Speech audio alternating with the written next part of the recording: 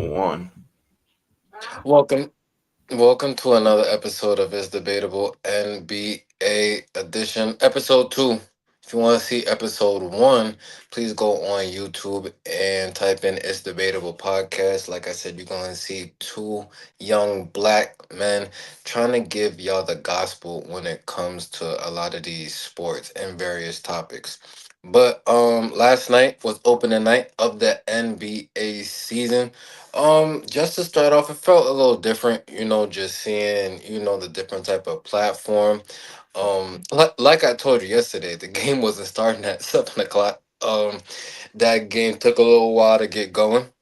I felt like every time they did something, they were like, "All right, well, we'll come back after the commercial." I'm like, "God damn!" But change is inevitable. I know, do you know you had some people who wasn't too pleased with just the changes and the sportscasters, the inside the NBA thing and just everything in between.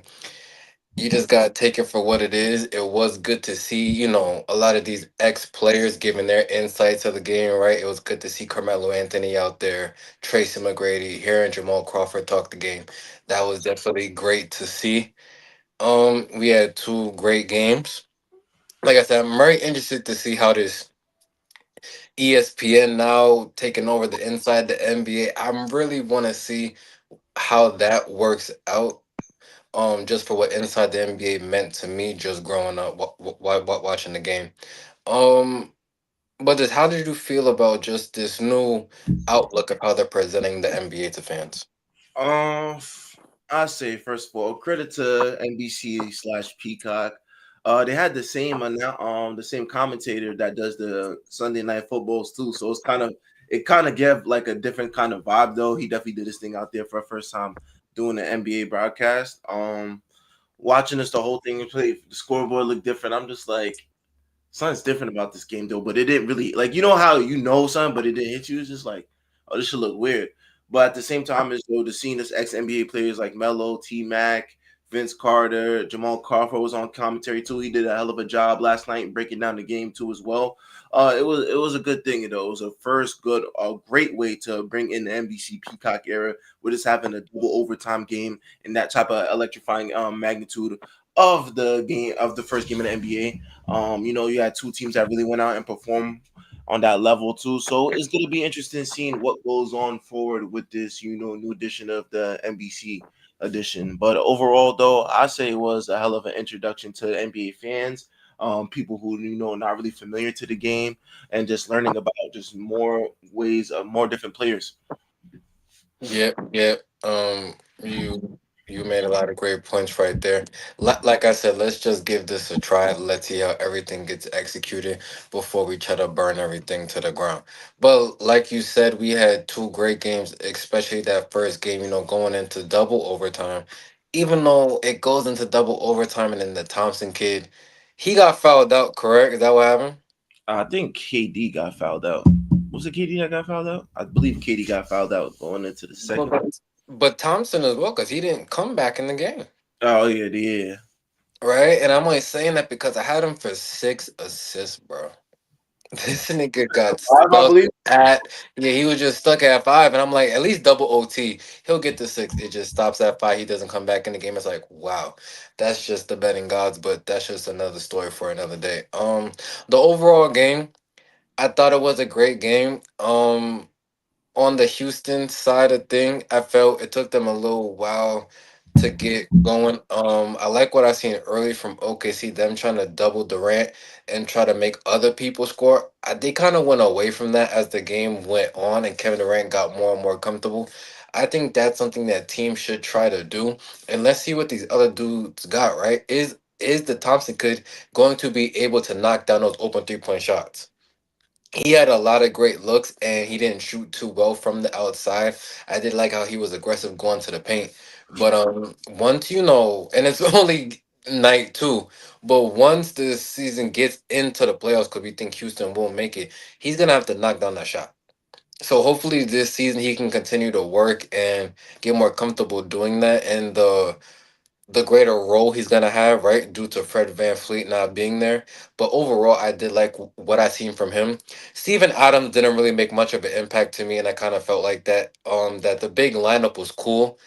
It didn't really change much. Now, maybe it was only because this was against OKC, who has the Twin Towers of their own down low. I'm not sure if they'll go back to this lineup, but it was definitely interesting. I was happy to see Reed Shepard get his burn because we got to remember this was the third overall pick. This wasn't a late lottery pick. This wasn't a second rounder. This killed the third overall pick. And I really like Reed Shepard. He needs to make sure he's locked in because he's gonna get these looks in these minutes. He needs to perform. Had a he had a game. I can't say bad or good. But they're gonna need a lot from him. I did like what I seen from Jabari Smith Jr. Right, he was able to knock down those shots. He looked real comfortable. Got that late look at the overall game winner and wasn't able to knock it down. But he's someone that also impressed me. Houston, their bench, they're gonna need some more from them. I'm not sure who's really going to be that clear cut guy. But they're gonna have to figure it out. Houston overall didn't look bad for their first game. There's definitely a lot of things that they could be happy about, but also on the other side, a lot of things that they could work on. OKC, I ain't gonna lie to you. I forgot Jalen Williams was even hurt. Cause I'm like, wait a second, what are they missing? I'm like, Jalen Williams is not even playing. So shout out to him. Once he gets back, I think this team is going to look a lot better, right? Shea Gilgeous Alexander got off to a slow start. I was like, what the hell is going on? Is he gonna be the guy to ruin everyone tonight? But he eventually picked it up as the game went along. MVP award I'll give to Chet Holmgren. Came out aggressive from the start. Whether that was on the defensive end, that was on the offensive end, whether it was being aggressive in the paint or just knocking down jump shots, I loved what I seen from him because he set the tone. I like the fact that because Jalen Williams was not there, he said I got to be the clear cut second option, and he definitely stepped up in my opinion. You can see the work he put in over the off season, and it definitely translated. OKC just kept fighting. It wasn't the best game by either team. They're both just trying to still figure things out. But OKC, them just being more complete than Houston, which is what I kind of said going into the game. Hello, Jock. But OKC got the win, and overall, it was a great way to start the night. Yeah. So some takeaway from the game last night. One of the key points I seen on the Houston Rockets side of things was that this tall ball lineup is more so. I feel like can only go against a team like a OKC in the sense to where you matching Stephen Adams against Hartenstein and Shane Boone against Chet Holmgren, and then and I think that's what for the most part of the game kept this game relatively close for the most part, and had the Houston Rockets in the lead for a majority of the game. It wasn't until later on in like the third quarter to where OKC started getting on their run to where guys like second year player AJ Mitchell, he came in, he did his thing too. And then they had people asking, who is this kid though? OKC always drafts some kind of kid that we don't know who he is until his games lets people know who the fuck he is. And he came in, he hit a bunch of crucial shots. He broke down the zone a lot of times too. I was seeing that Houston did run zone a lot. Another thing I took away from this game was more so the fact that they're gonna need a point guard later on down the season. I know it's cool now to have a men run point, but you're gonna need a little bit more floor spacing because looking at it, everything will look clogged up in the paint more so. I'm looking at a guy like Amen Thompson. He could get off whenever you want to in the paint, but you got to worry about guys like Steven Adams. Where is he going to stay on the floor? Is he going to stay in the short corner? He can't do that because he's not going to shoot a midi. Shangoon going to have to operate. You have Alfred Shangoon operating from on top of the key. And by the way, hell of a game too. I think that kid is ready to take a next step too. Just coming off playing for Turkey. I think his game translated a little bit more last night too, as well. Hitting a bunch of 3-point shots too, as well.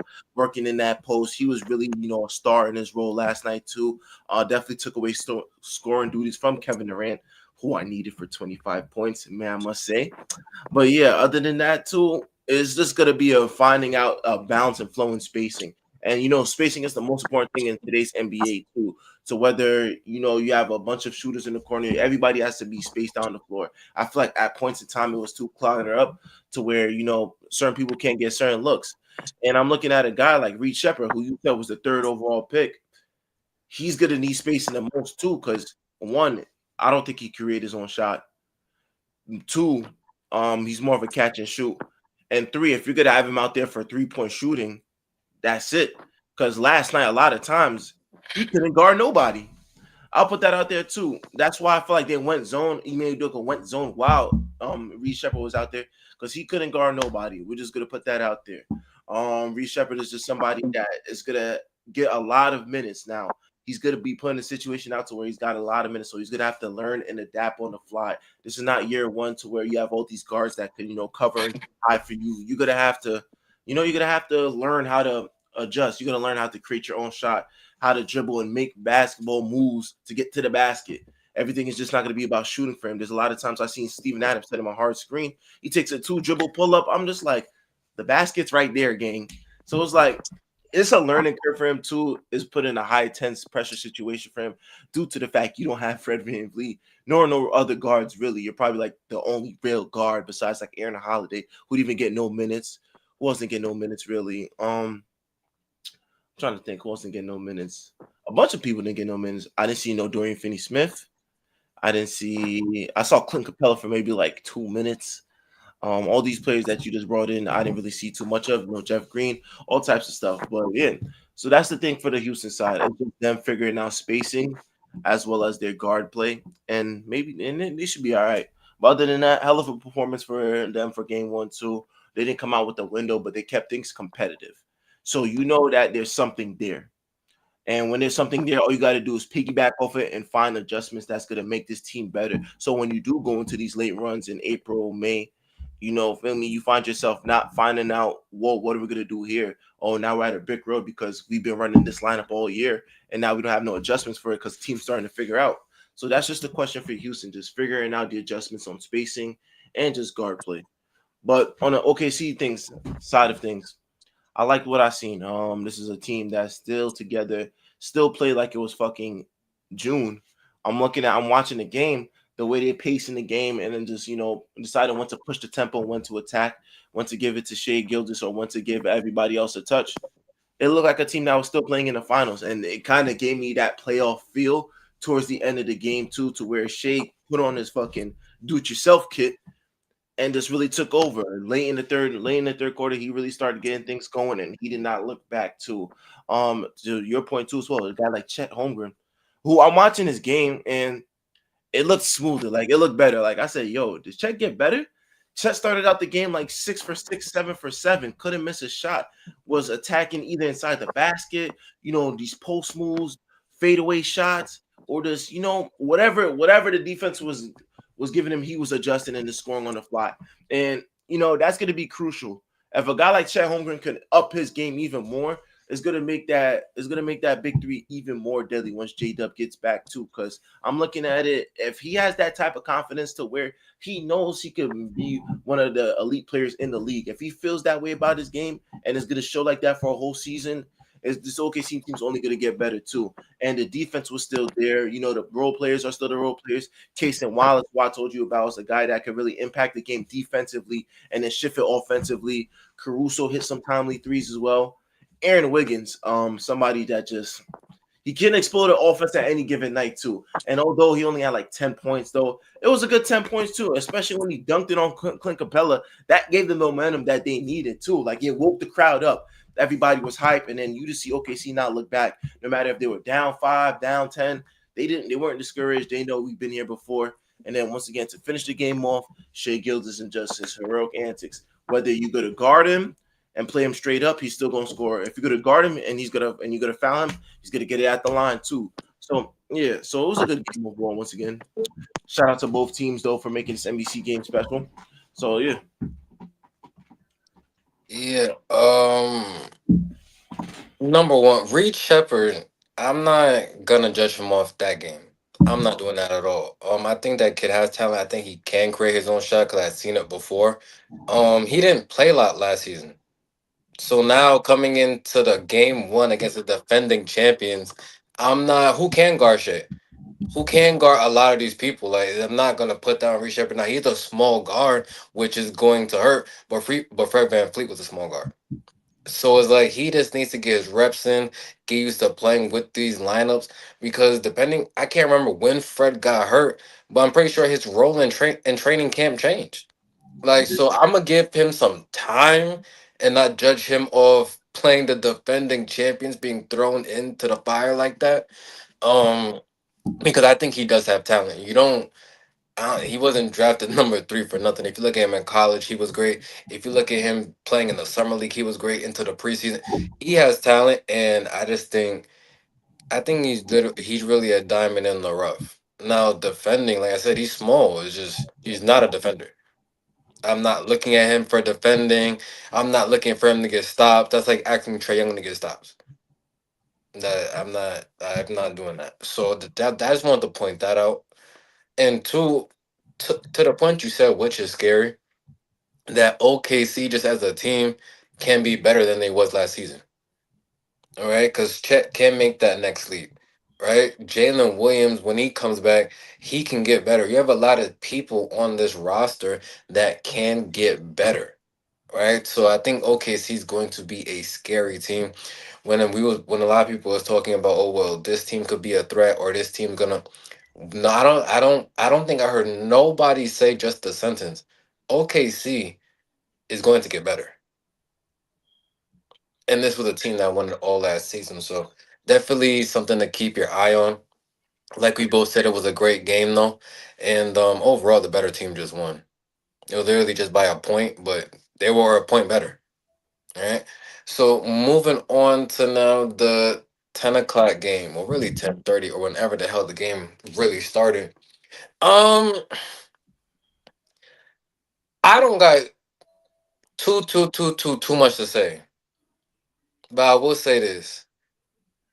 I don't want to judge this Lakers team without LeBron James. I don't like doing that. This kind of reminded me of when we talked about the Kansas City Chiefs in the beginning of the season. And I didn't want to judge them with the injuries that they had offensively. LeBron James is the second best player. You can argue the best player on the team. Him on that in that rotation, the team looks different. With him not there, the team is gonna look kind of like it was last night. So I want that to be just emphasized. DeAndre Ayton. No. I'm not. No, I'm not. I'm not gonna. Yo, what? No, I'm sorry. You can go, bro. It's just mad early. Yo, what's your No, message for because Aiden? you Because think I'm a Jack just had violent. Jack just had a message for Aiden too. Right. So DeAndre Ayton. Um. No, it's not. It's just I don't really want to bark on the Lakers or DeAndre Ayton because I don't want to just go off one game. Because now, Yeah. if he plays good every other game, then what? I'm gonna look great. So, like we said yesterday, I'm gonna wait a little while. But I will say this: you just need to be more aggressive. The point I tried to make yesterday was the defenders that was gonna be guarding him. I don't even think I even seen Quinn post like that. So, Al Horford and Draymond Green.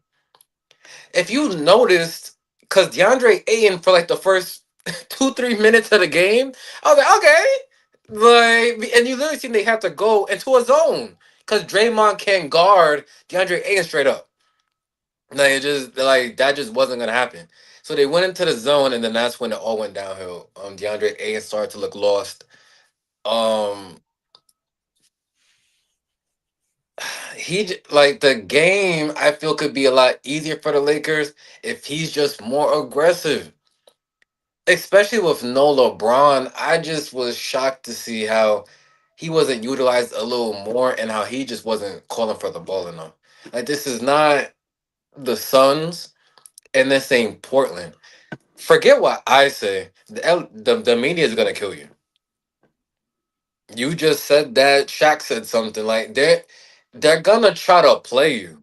Like, so I'm looking out for you, DeAndre Ayton. You need to be more aggressive. I don't want to hear about you talked about in the pre-CO. You didn't get to practice with Luca, and you don't know the LeBron. They didn't do no personal work. I don't want to hear none of that. You was a 7 foot big man with skill. Play the game, bro. Like all this pretty shit and dyeing your hair. Stop, stop, It's stop, gonna stop. get worse, bro. I'm letting you know Yeah, right hold on. Let me hold. Can I talk? now. I'm just letting you know, bro. I don't need to let me know nothing. So DeAndre Ayton, I need you just to be more aggressive. It's not that hard. Like I seen a picture and someone compared like it was a picture of Kobe and Kwame Brown to Luca and Ayton last night, and I'm already seeing stuff like that. And it's early. It's been one game. He needs to be more aggressive. I don't know what's that gonna take. I really don't know because I'm not him, but he has to figure that out because he's too much of a X factor for this team to be as lackadaisical as he was for about 3.5 quarters. Um, Austin Reeves was okay. It's the same Austin Reeves. He's gonna score it. He's not really gonna defend too much. Rui Hachimura, like you just need more. Marcus Smart. I twice last night I seen you flopping around and to stop doing that. Otis trying to draw fouls and bro, you were the former defensive player of the year, bro. I need you to lock in. Like Jake Laravia made no type of impact. I don't even know why he was out there. Gabe Vincent, I don't want he lost the starting job. So that because I just wasn't. Luca was really the only one that played well. And that's what I said. I wasn't expecting nothing less from him. He looks in shape. It's crazy how Luca was playing better defense than DeAndre Ayton. Like I just did, like it just really doesn't make sense. But like I said, LeBron is not in the rotation, so the team's gonna look different if he's there. I personally think they win that game if LeBron plays. But on the Warriors side of things, the Warriors look good. Jimmy Butler was a much more aggressive and played a lot better than I even thought he was going to play. So that just put them over the top. Steph did his thing. They made timely threes. They got timely stuffs. They kind of controlled the pace of the game. Yeah, the Warriors were just overall the better team. Um, Same Draymond Green getting a tech from off the bench. That was just funny to see. But overall, the Warriors were better last night. Um, Luca was the only one on the Lakers side that really seemed like he was ready to play. And yeah, that was just the outcome. So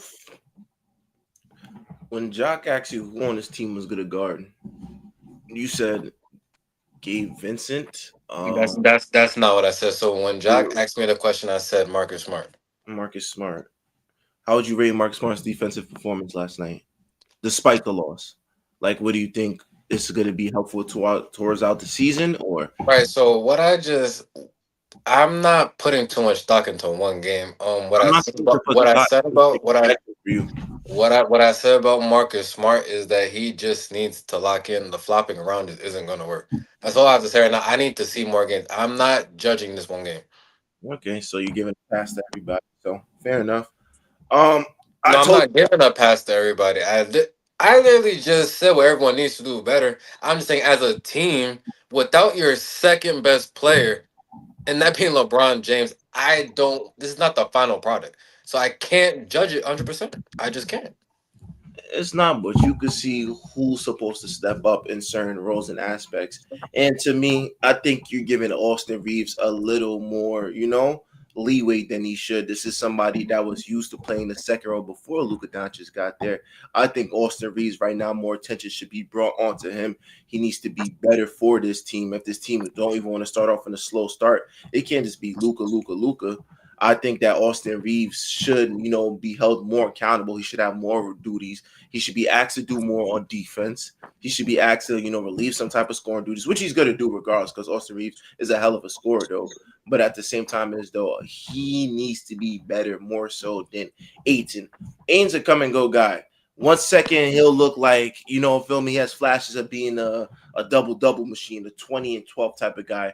Then you get performances like this. So it's gonna come. Like, feel me? We could say, oh, we need him to be more aggressive. That's gonna be the stigma on him the whole year.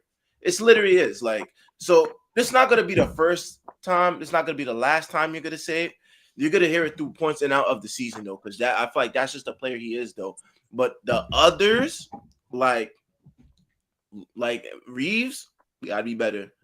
Gabe, you did all this 3-point shooting this whole preseason. You look good. Where's that at?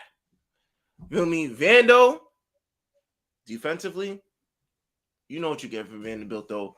But just my key point is, and plus they say Bron's not gonna be back till what? Mid November, something like that, 4 to 5 weeks. Is that what they said?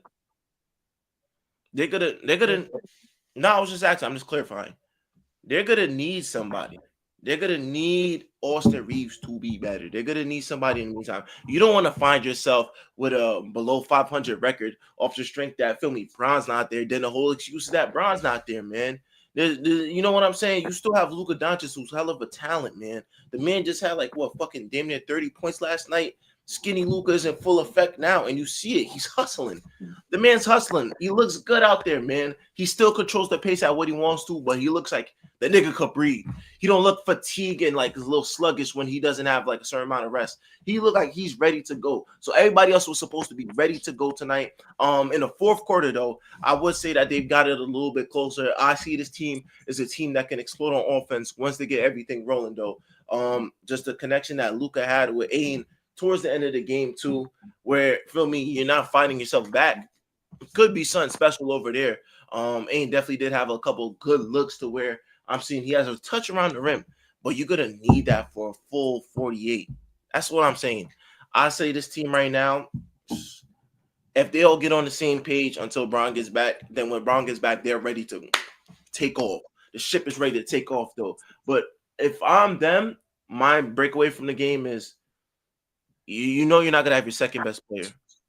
Find out what you guys are good at, like what makes this group special, and then run with it. So that when he gets back, though, it's ingratiated to what he already brings. Because Bron's already surveying the game. It's not like he's just watching, not doing. He's on the sideline coaching with JT. It's just like, oh, this would work. XYZ. If we have Ain at the high post, that would definitely do a little. Like, you know what I mean? It's not like he's away from the team or nothing like that. He's dead ass on the sideline with them, bro. So it's gonna first game you could throw it under the books though. Like you said, we're not gonna go too hard on it though, like feel me. But other than that though, on the Warrior side of things, they're just gonna pick up right where they left off though. A team effort. Everybody just was feeling good about themselves. Jimmy Butler took on scoring duties tonight. Something that I say that if when he plays aggressive, he could be one of the ones too. But other than that, Steph got his shine. Draymond was doing Draymond things. Feel me? Pods is somebody who's comfortable in his role now, knows what is asking him out of Golden State. Steve Kerr is definitely banking on him to be an impact player, a plus player. Like his plus minus is just through the roof. Overall, good win for the Warriors. Way to start out on the road, and they're just gonna pick up right where they left off last season. Yeah, like I said, I don't have too much more to say. This is just how I personally feel. The media can say whatever they say. You can have your opinion. I just feel like, for me watching it, I don't think the Lakers were that bad. I just think a lot of times they were lackadaisical, and the others just got to knock down shots. Tonight they just didn't knock down shots. If they knock down shots in the next game, then they'll win because Luca's gonna be Luca. And like I said, Austin Reeves had 23 points. Austin Reeves, I don't know how much better he can really get. Austin Reeves is just not a defender. You got to take it for what it is. He's not gonna become a defender. It's just not happening. So I'm not expecting that out of him. I mean, I don't think he's gonna have his 30. I think Reeves was just Reeves. I don't really know what else to ask out of him. Just in my personal opinion, I know I can get more out of DeAndre Ayton. I don't care about all those other seasons. This is a fresh season on a new team. He needs to be better because he's more of an X factor for this team than Austin Reeves. Like Austin Reeves, it is what it is. But DeAndre Ayton is a 7 footer that can change how a team has to guard. Once they seen Draymond could not guard him head up. They had to go literally right into his own, and that's where the game got messed up. So DeAndre Ayton to me, if what you just said, who's gonna be that next guy? I think it needs to be Ayton over Reeves because Ayton could change a game more. Reeves is just what he is not changing. So Fair enough. I'll be interested to see how both of these teams look next game. But in terms of last night, like I said, the Warriors were just a better team, and the better team won. Can't take nothing away from that team. I just hope that he don't stress you. Nah, cause I'm not stressed. Like Nah, I'm not playing the games, and it's not fucking up my money. Is nah, I'm just game saying every day. because last year our good friend D'Angelo Russell, was it last year or 2 years ago? No, it was last year. Last year, D'Angelo D'Angelo Russell though. Listen, I'm not even getting into that. Moving on. So um, there's like I think 12 games on the slate tonight, something like that. So the question I want to ask is, what is the game? Well, actually, before we get into that, tonight's games, right? War Spurs, Dallas, and Knicks, Cavs, right? In terms of the Knicks and Cleveland, just what's your prediction for that matchup? Um, relatively a close game. Both teams dealing with injuries on both sides. I believe I just heard reports today that Darius Garland's still out with the toe injury. Max Strus is not suiting up, and DeAndre Hunter, I believe, has gotten in was injured in the last preseason game too. So it's gonna be a Oh different. no, DeAndre Hunter is playing. Oh, he's playing. Okay, fair enough. So it's gonna be a different lineup out there. I think maybe your lineup's gonna be Lonzo, D. Mitch, DeAndre Hunter, Evan Mobley, and Jared Allen. So that's definitely gonna be a lineup that's still interesting. A tough team to beat at the end of the day. The Knicks being without Mitchell Robinson, who I just watched played preseason, bro. What the fuck, man? It's like he's in and out of the lineups. I don't know what's up with Mitchell Robinson, but other than that, you still have your five that you had last year that for the most part played all those games too. So it's going to be an interesting game too. For the Knicks, you want to come out and actually get a good win at home. I don't think the Knicks do well on opening night. I could remember the last one that they got opening night though, because last year they got spanked by Boston. The year before that, I can't remember who the fuck they played.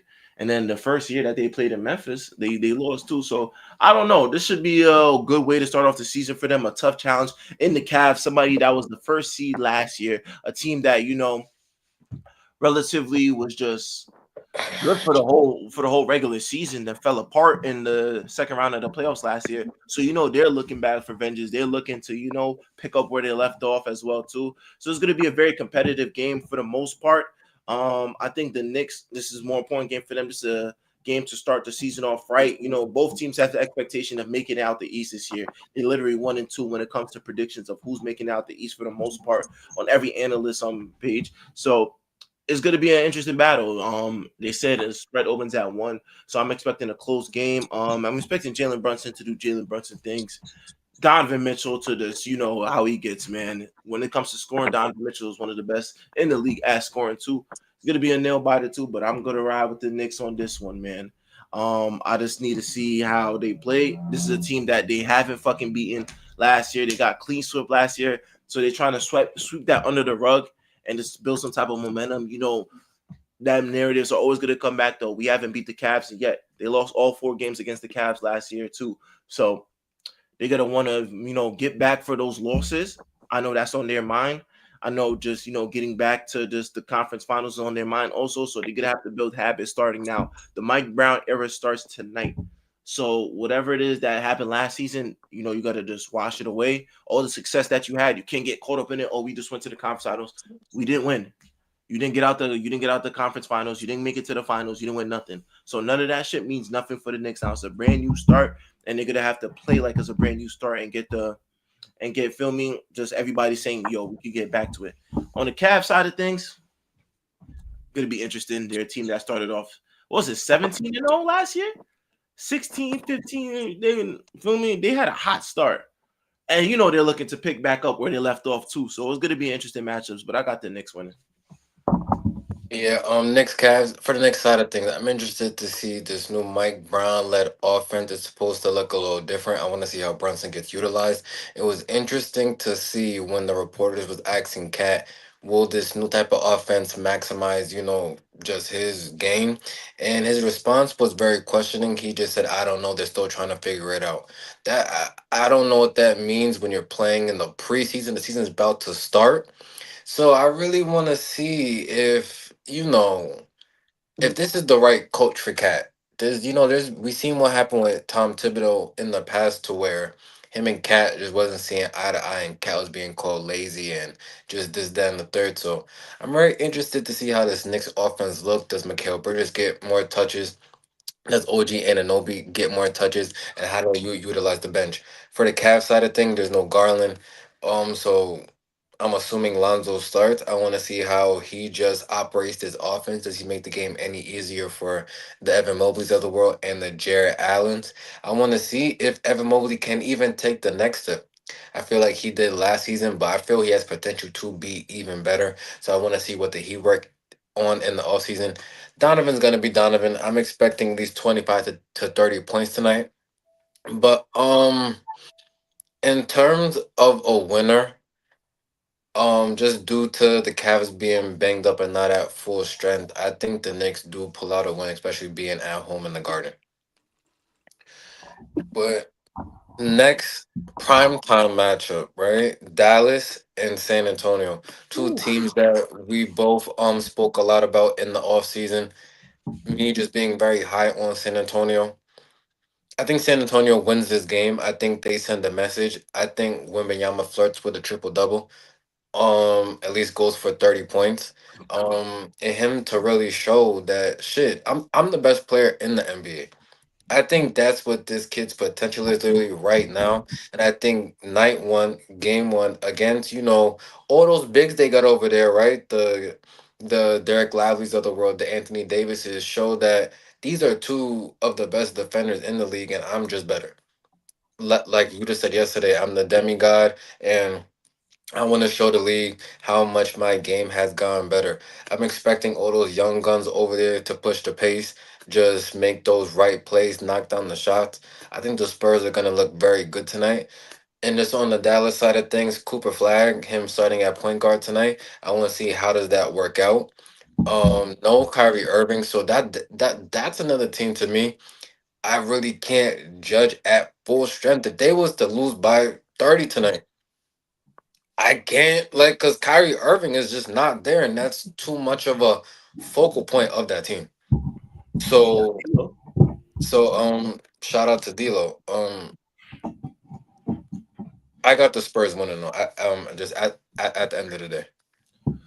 Uh, I'm gonna have to go with the fucking Dallas Mavericks. I just think that more so just even though without Kyrie Irving though, this is a team that just has the height, the size, the defense ability to not you can't stop certain players in this league. That's one thing I just want to put out there.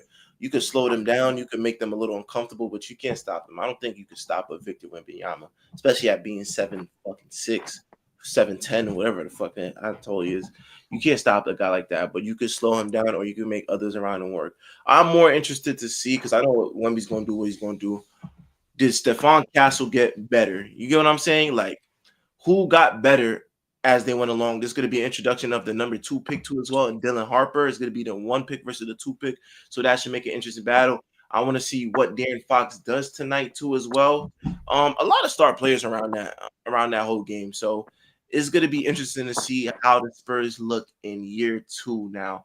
And now you're going to get a full season with D Fox and Wemby, that pairing, that duo. Stephon Castle. We want to see how well his game progressed as well. Devin Vassell, I feel like is an electrifying scorer too. I want to see how there's only one basketball too, so it's good to see how well they did mesh together as well. For the math side of things, you still got your core for the most part. You got guys like AD still here, Klay Thompson. This is year 2 in his Dallas tenure as well. D'Angelo Russell, who I feel like is going to give some type of impact for this team as well with his 3-point ability and being able to pass the ball and getting guys like AD good looks. Gafford and Lively is healthy. Cooper Flag is somebody I'm interested in seeing. How does his role fit within the NBA system? Within Jason Kidd, how is he going to utilize him as well? And just everything else around this team, I just feel like it shouldn't really be that much of a question too. You're really getting the same team back from last year, and now the only addition you really have is like what D'Lo and Cooper Flag into your starting lineup. So it should be interesting though. It's going to be a close game, relatively close game. I want to see who's going to be the stars of the stars tonight. Whether it's going to be AD, Wemby, shoot, maybe we get a vintage Klay Thompson performance. But other than that, yeah, I have the Dallas Mavericks just winning, just because of strength. I feel like it's at home too as well, and that they have a chip on their shoulder this year. Yeah, you brought up a great point. I be forgetting some players. Like I forgot Darren Fox is even on this fucking roster. Darren Fox, that's very interesting because I want to see what that does with the progression of Dylan Harper. That's someone you drafted number 2 overall, knowing you had Darren Fox. So I want to see, is Darren Fox really a trade piece? I'm not sure if this is even their long term plan. Who the hell knows? But that's a very interesting dynamic right there that I'm gonna keep my eye on. Last thing I want to get into, there's a whole bunch of games tonight. Like I said, I think it's about 12, 10 to 12. I'm forgetting Ooh, love the that. exact number. But my question to you was, what is your game of the night that you personally want to see? How do these two teams match up with each other?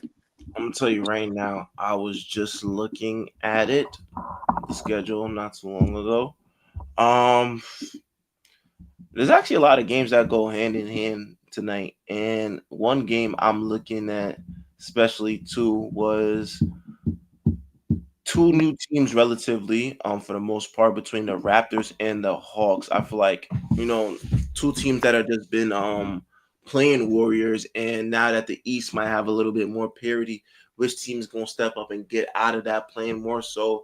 I was telling you I like the addition that the Raptors did, bringing in a guy like Brandon Ingram too. I want to see how well he meshes well with RJ Barrett and Scotty Barnes and Emmanuel quickly too. I think that team could be special if they find the right mix and find chemistry to be a team that has the team that could be in the playoffs. I think with them more so was just who's going to be their number one guy. I look at a guy like Scotty Barnes. I look at him as a player that does it all, more like a Ben Simmons type of role, but just a little more aggressive too. Look at a guy RJ Barrett that who since being in Toronto has gotten better. His game is a little more comfortable. My thing is with Brandon Ingram. Hell of a player when he's on the court and he's healthy, can score at any given time. A 20-point per game score consistently, all types of things. Is how well is he going to be integrated into this offense too as well? When a guy like Emmanuel quickly too can take a next step, is somebody that just came off averaging a career 17, wants to be better, wants all these accolades, all types of stuff. So that's going to be interesting to see on that end. And for the Hawk side of things, you brought in a whole bunch of new players. You did the due diligence of surrounding Trey Young with players. You brought in a guy like Dyson Daniels last year, who had a resurgence career year, leading the league in steals, all types of stuff. You bring in a guy like Nikhil Alexander Walker, who was just rolling with the Timberwolves, somebody that could give you explosive offense as well. A former NBA champion in Porzingis, who when healthy can be an automatic 20 and like 9 type of player. Spaces the floor for them, adds a different type of variety to their offense now. We're having a 5-man that could pick and pop. You have all these questions around you. You surrounded Trey Young with talent this year, to make sure that you could get the right type of you could get the most out of his game too. So this year is going to be interesting to see for the Hawks and the Raptors. I just want to see which team is going to really just you know show their dominance on the court tonight. So I'm looking at it as it's going to be an interesting game. I feel like two teams that match up relatively well. I'm going to be interested to see. Yeah, shout out to both of those teams. The game I got my eye on, Sixers and Celtics. Really for this one point. Joel Embiid is playing. And I know that's gone under the radar now because that's like the boy who cried wolf. But Joel Embiid is playing opening night. I don't know if like anyone even seen that coming, or does anyone even want to put stock into that? Just knowing his track history as of lately, but I need to see like that last preseason game that he played in. It looked like Embiid, so I don't know how healthy he is. I don't know what drugs he took. I don't know what shots he got in his knees. I have no fucking idea. But he's playing game one. Well, Paul George is not, but what's new? But Tyrese Maxey is there. Joel Embiid is there. Those are your two center pieces. I want to see if Embiid is gonna be Embiid and continue to play after tonight. But I think this is a game to where he can make a statement and show that, well, remind everyone that when healthy, he's arguably the best player in the NBA. Period. So, 1 minute restriction, by the way, too. okay. To add Well, on to that. just them going up against the Celtics with no Jason Tatum and with no real interior protection. I feel like this is a match made in heaven game for Embiid to be on whatever minutes restriction that he may be on and still make an impact. I wouldn't be surprised if the Sixers won tonight, even though the Celtics are still favored. But even on the other side, Jalen Brown, number one option, first game of the season to where he's supposed to be the guy. Just shout out to that announcer from the Hornets and what's his name, sir? Eric Collins. Eric Collins, Jalen Brown, what do you got? Like, so I need to see, are you really that dude? Right? I feel like I know what I'm gonna get from Derek White. I know what I'm gonna get from Payne Pritchard, but it's like you are that number one dude now. Let's see it. So that's the game I really have my eyes on tonight. That's gonna do it though for this episode of It's Debatable because the games are already starting. And we need to watch all of these matchups. I feel like the NBA needs like an NFL red zone. Like I don't know if someone invented that or is that somewhere because on a slate like this, on days like this, I think you need to be able to see what's going on in all these type of games. But shout out for everyone for watching. Please make sure to like, comment, and subscribe. Please make sure to like, comment, subscribe. Follow us on all social media platforms at It's Debatable Double underscore. Follow me at Justin Jones on Facebook for details and developments on the platform. We out.